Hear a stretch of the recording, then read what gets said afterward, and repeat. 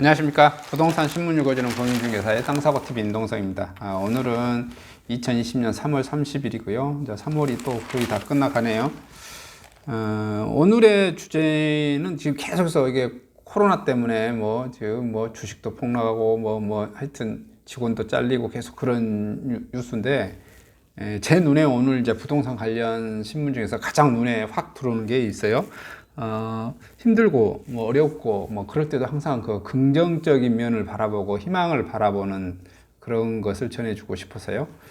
또 제가 성향이 그래서 그런가, 하여튼 긍정적인 소식. 또 어떻게 보면 또 기분 나쁠 수도 있는 것 같아요. 집이 없는 사람 입장에서는.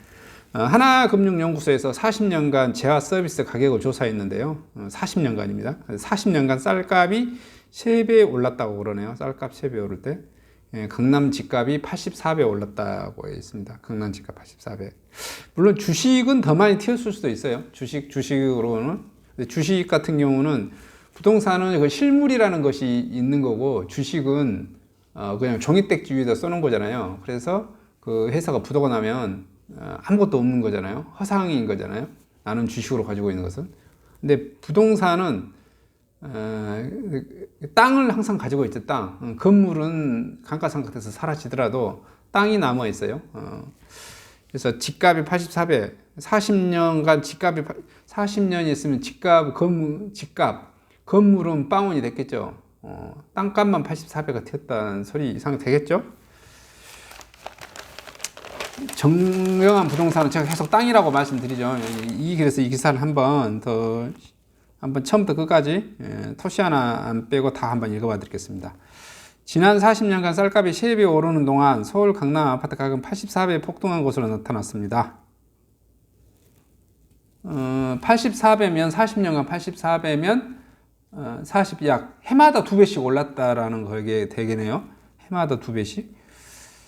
하나금융경영연구소는 국내 물가 공공 데이터 등을 분석해 이 같은 내용을 담은 1980년에서 2020년 국내 주요 재화 및 서비스 가격 추세 보고서를 29일 내놨는데요. 국민 1인당 국내 총생산 GDP는 1980년 1714달러에서 2019년 31,754달러로 18.5배가 커졌고요.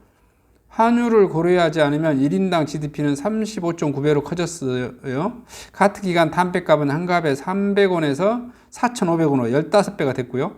담배값은 15배, 쌀값은 3배. 1인당 GDP 상승폭이 18.5배가 비교하면 실질적으로 가격이 내린 셈입니다.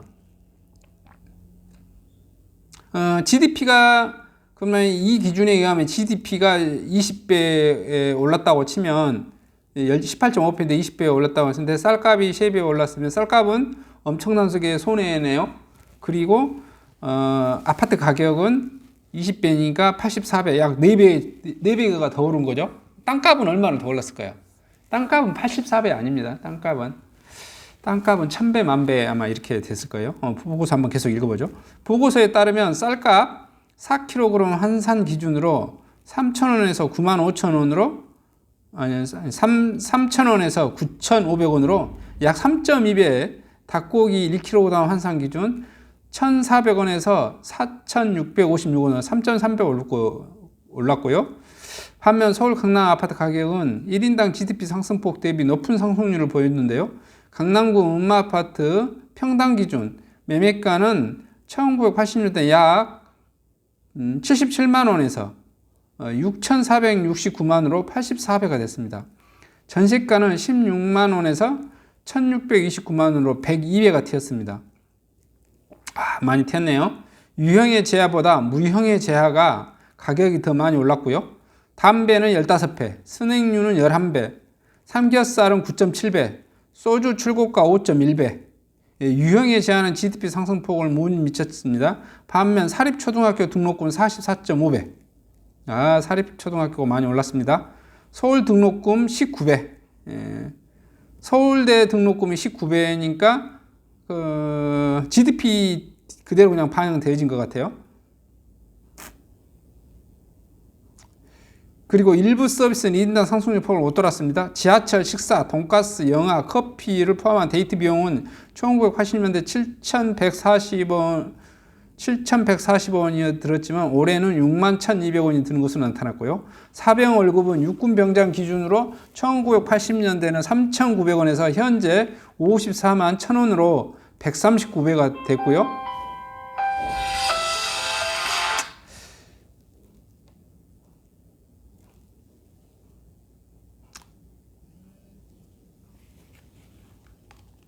에, 1980년대 병장 한 달 월급으로 초코파이 39개를 살 수 있었는데 이제는 1352개를 살 수 있습니다.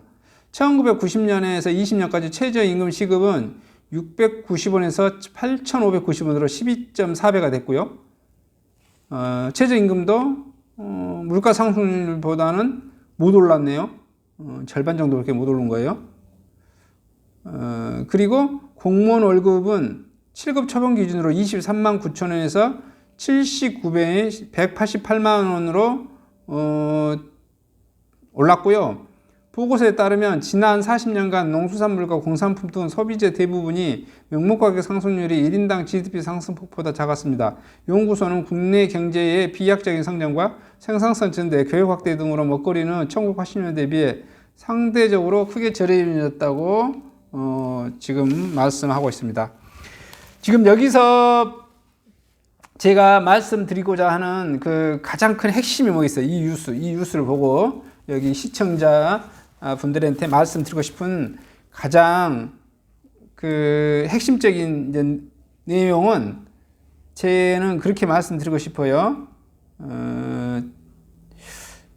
여러분들은 부동산은 그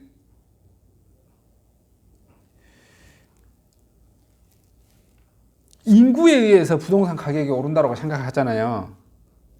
물론 인구도 중요합니다. 어떤 지역에 인구가 쑥 갑자기 빠져나가면 부동산 가격이 폭락합니다. 그리고 어떤 지역에 인구가 확 들어오면 부동산 가격이 폭등한다는 것도 중요한 요소 중에 하나죠. 근데 그것보다 더 중요한 요소가 있어요. 만약에 인구가 빠지긴 빠질 때 인구가 정체되거나 인구가 빠지거나 인구가 어떤 도시에 10만 명이야. 인구가 어떤 도시에 50만 명이 계속 50만 명을 유지해. 아니면 어떤 도시의 인구가 50만 명인데 인구가 어떤 50만 명에서 59만 5천 명, 뭐 그 다음 연도에 59만 명에서 조금씩 빠져. 조금씩 빠져. 그래도 부동산 가격은 오릅니다. 인구가 완만하게 줄면 뭐게 가장 중요하겠어요? 그렇습니다. 물가. 그 다음에 이 물가라고 하는 것은 뭐예요? 돈의 힘이 아니에요. 돈이 얼마나 풀리냐죠. 대한민국이 40년간 돈이 액면 단가도 예전에는 예를 들어서 주화 80년대 같으면은 제가 초등학교 다녔을 때네요. 그러니까 그때 당시에도 5원짜리가 있었어요. 지금은 5원짜리 없을 거 아니에요. 그때 제가 1원짜리도 많이 봤는데 저는 1원으로는 뭐 과자를 사 먹든 안 했었던 것 같아요. 제 형이나 누나들은 1원으로 과자를 사 먹었었던 것 같고 저는 5원짜리가 인정이 안 됐었던, 그리고 이제 10원짜리부터 인정됐었던 5원도 제 바로 직전 형까지는 인정이 5원 주고 알사탕이나 오다만을 사 먹었다고 이제 말씀하시더라고요. 이제 그런 상태이니까 지금도 10원짜리 있긴 있죠. 10원짜리 있긴 있어. 근데 그때 당시에는 제가 다녔을 때 초등학교 다닐 때 저는 10,000원짜리 구경 한 번도 물론 못 해봤었고 그때 당시에는 500원짜리가 지폐 정도로가 되었었죠. 500원짜리가 고등학교 다닐 때쯤에 그 핫그린 500원짜리가 나왔었던 것 같고 하여튼 뭐 그랬었습니다. 지금은 이제 5만원짜리가 뭐 나왔던 시절이고 5만원짜리가 나오니까 용돈도 지금은 예전에는 10,000원짜리를 용돈 자녀들한테 주던 걸 이제 요즘은 그 좀 친구 통료관 봤을 때 5만원짜리를 용돈으로 자녀들한테 이렇게 주죠. 10,000원짜리 주기 좀 그래요. 10,000원짜리 한 개 주면은 좀 그래서 20,000원, 30,000원 주기도 하고 그렇지 않습니까? 이렇더라는 거예요. 즉 돈의 힘에 의해서 부동산 가격이 오르는 겁니다. 이 말을 좀 해드리고 싶다. 가장 중요한 것. 그 다음에 나머지는 제 눈에는 별로 크게 중요한 요소는 아닌 것 같은데요. 강동구 전세가 급락은 없었다. 대단지 입주에도 이게 뭐 나오네요. 사천 고르떡 아르텍 입주. 실거주 여건 강하게 물량 줄고 코로나로 4월 입주 뭐 이랬었는데 별로 전세가 급락이 없었다고 또 소식 나오고요. 가로주택 지으라면서 4층만 올리라니 뭐 도심공항 활성화 실효성 논란. 이게 뭐 가로주택 정비 사업이라고 하는 게 뭐 조그마한 소규모니까 크게 부동산에서 큰 이슈는 뭐 이렇게 오지는 않고 있습니다. 이거 소식 넘기고요. 그 다음에 이제 이번에 현재 정부 세금 뜯어내는 게 가장 큰 게 핵심인 거죠, 여러분. 이게 없는 사람, 소득, 가난한 사람, 일분위자들한테 이렇게 혜택을 좀 많이 주자는 게 이 정부의 취지고, 그러다 보니까는 세금을 가장 어디서 많이 뜯어내려다 부동산에서 가장 많이 뜯어내려고 하고, 부동산을 공시지가를 막 급격하게 올리고 있죠. 공시지가를 세금으로는 올리면 100% 이상 인상하면 그 유언 판결 받았어요. 그죠? 노무현 정권 때. 그래서 이번에는 뭐예요? 세금을 또 많이 뜯고 싶은 거야. 그래서 공시지가를 강제적으로 막 올려버렸어. 그래서 결론은 또 어떻게 되는 게 세금을 많이 뜯어내는 거죠. 100% 이렇게 인상시키려고 하는 것이죠. 50%에서 100% 인상시키려고 하는 거. 건물주한테는 착한 임대인 되라면서 5%못 올리게 하면서 이렇게 누가 이 세계에서 보면 누가 제일 강자예요? 누가 제일 큰 칼을 휘두르고 있죠? 정부가 지금 칼을 있고 정부가 실제 부동산의 가장 큰 주인이죠. 제가 그 전에도 1강에서나 2강에서 제가 말했을 때 부동산의 실제 주인은 누구다? 등기부 등본상 소유자는 당신이고 실제는 이 땅은 누가 관리하고 있는 거야? 이 땅은 누가 관리하고 있는 거야? 대한민국이 관리하고 있는 거야. 언제든지 마음만 먹으면 강제수용해서 뺏을 수 있고, 물론 돈을 지불하겠지만 또 언제든지 무슨 모든 법을 동원해서 어떤 뭐 전시 비상사태 뭐 이렇게 하면은, 그다음에 뭐 경제공황 뭐 이렇게 나오면은 내 땅 내 물건 언제든지 뺏어낼 수 있어요. 국가는 뺏어낼 수 있는 법을 다 만들어 놨습니다. 그리고 또 해마다 네가 뭘 하든지 간에 세금을 뜯어내는 거죠. 여러분이 양복 입고 있어요. 양복 입었는데 동산이잖아요. 여러분이 그 쿠쿠밥솥 있어요. 그거 가지고 있다고 사용하고 뭐 굴리고 뭐 한다고 해서 세금 뜯어내는 게 아니잖아요. 오로지 이게 부동산이기 때문에 보유하고 있다는 그 자체만으로도 해마다 재산세, 뭐 종부세, 이 보유세를 뜯어내는 겁니다.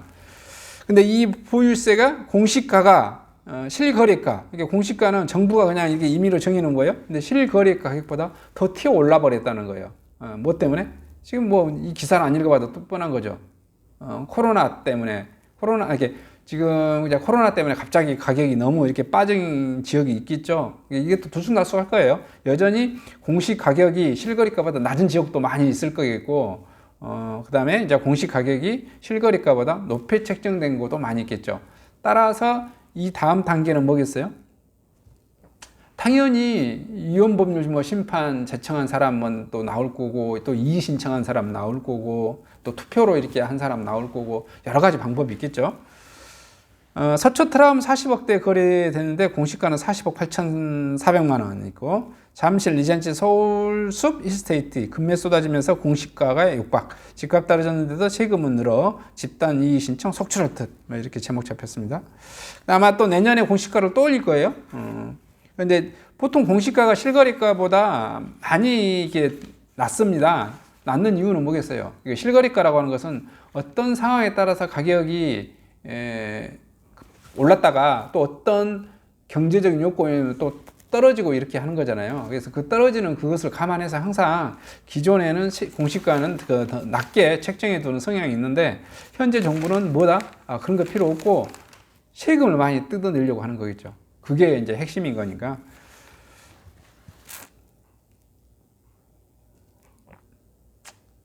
그 다음에 이제 또 이거 부동산이 코로나도 못 말리는 인천 경매 3월 낙찰가율 95% 후군 뭐 달아올랐다고. 인천이 지금은 좀 많이 좀 뜨는 것 같아요. 비규제 지역이라고. 이 소식. 그 다음에 이제 임대사업자 혜택 축소 법안이 3월 통과 불발. 추가 규제 가능성 법 개정 전 임대 등록 유리. 이 12.16 대책 임대사업 자금 혜택 축소 있고요. 지방시장 특례법 개정안에 등 국회 계류가 되고 있고요. 3월 내 법 개정 완료로 목표 차질이 일어났고요. 3월이나 하반기로 넘어갈 듯합니다. 전문가들은 다주택자 임대사업의 혜택에 더 줄어들기 전에 등록을 서둘러야 한다. 뭐 이렇게 되어졌습니다. 어찌 됐든 간에 임대사업 주택이 지금 이제 여기저기 지적 나와서 혜택을 줄이긴 줄이고 있어도 그래도 임대사업 등록을 해두는 게 여러 가지 면으로 유리하다. 뭐 이렇게 말씀을 드리고 싶어요. 저번 뉴스에도 뭐 보셨죠? 1주택자보다 다주택자인 임대사업자가 세금이 더 적어버린 사례도 있고요. 그 다음에 20평대 492가구, 문 열면 인천 지하철 1호선, 분양단지 입체 없은 검단 신도시 노블랜드 3차 분양 이렇게 하는 것 같습니다.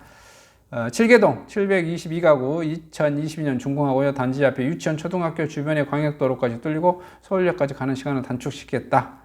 그리고 서울 아파트값 10개월 만에 하락세에 이어지고 있습니다. 강남권도 상승세 둔화되고 있다. 이 정도 전국 부동산 관련 소식 마치도록 하겠습니다. 이상 잘 쉬시기 바랍니다. 감사합니다.